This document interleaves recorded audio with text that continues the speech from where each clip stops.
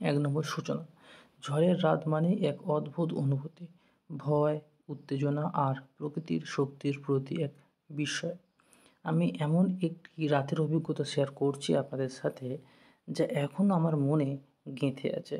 ঝড় বৃষ্টি হয়ে ঝড়ের অভিজ্ঞতা ভয়ঙ্কর ছিল। 2. ঝড়ের আগমনের পূর্বাভাস।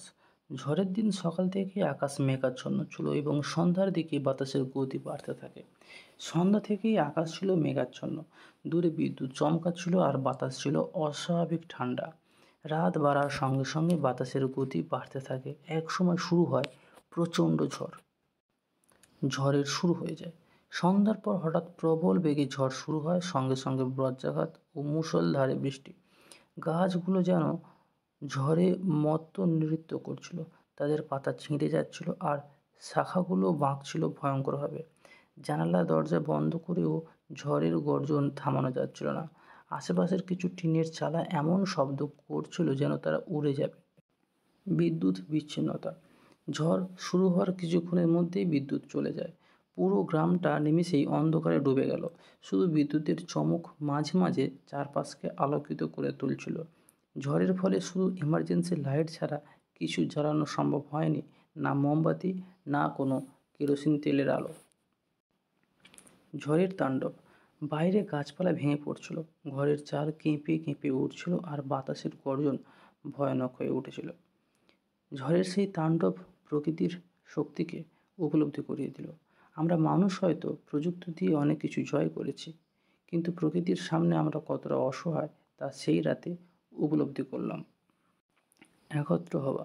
সবাই এক ঘরে জড়ো হয়ে প্রার্থনা করছিলাম এবং ভাই বোনদের ভয় কাটানোর চেষ্টা করছিলাম।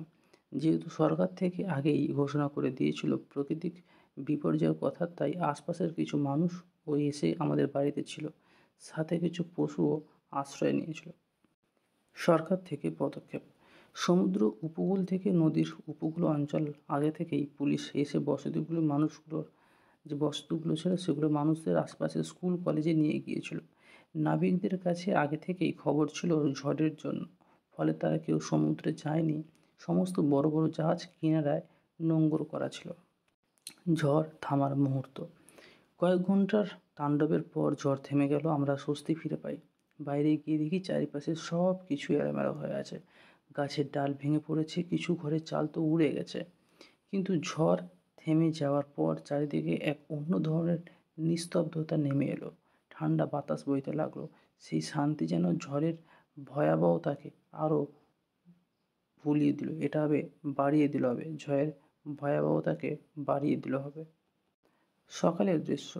ভোরে উঠে চারপাশে দেখলাম ধ্বংসযোগ্য হয়ে গেছে। উপড়ে পড়া গাছ, ক্ষতিগ্রস্ত ঘরবাড়ি, বিদ্যুতের খুঁটি ভাঙা। সরকার থেকে বিভিন্ন এনজিও থেকে সমস্ত রকমের সাহায্য এগিয়ে আসলো। খাবার থেকে পরের দিন সব রকমের সুবিধা দেখতে পেলাম এই সময়। উপসংহার বলা হচ্ছে, ঝড়ের রাতের এই অভিজ্ঞতা প্রকৃতির শক্তি, ধৈর্য এবং মানুষের জীবনের ক্ষয়ক্ষয়িতা সম্পর্কে শিক্ষা দেয়।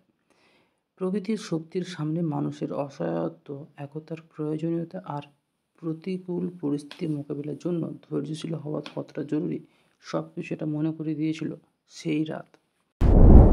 দেখো, এই প্লেলিস্টটিতে আছে তোমরা এখানে রচনা দেখতে পাবে এবং সাথে অনেক বাংলা ব্যাকরণ দেখতে পাবে। তোমাদের যদি কোনো প্রশ্ন থেকে থাকে তোমরা কমেন্ট বক্সে অবশ্যই জানাও। স্কুলের যে কোনো প্রজেক্ট হোক, যে কোনো প্রশ্ন হোক, তোমরা আমাদের কমেন্ট বক্সে জানাও। আমরা তার উত্তর নিয়ে একটা ভিডিও বানিয়ে দেবো।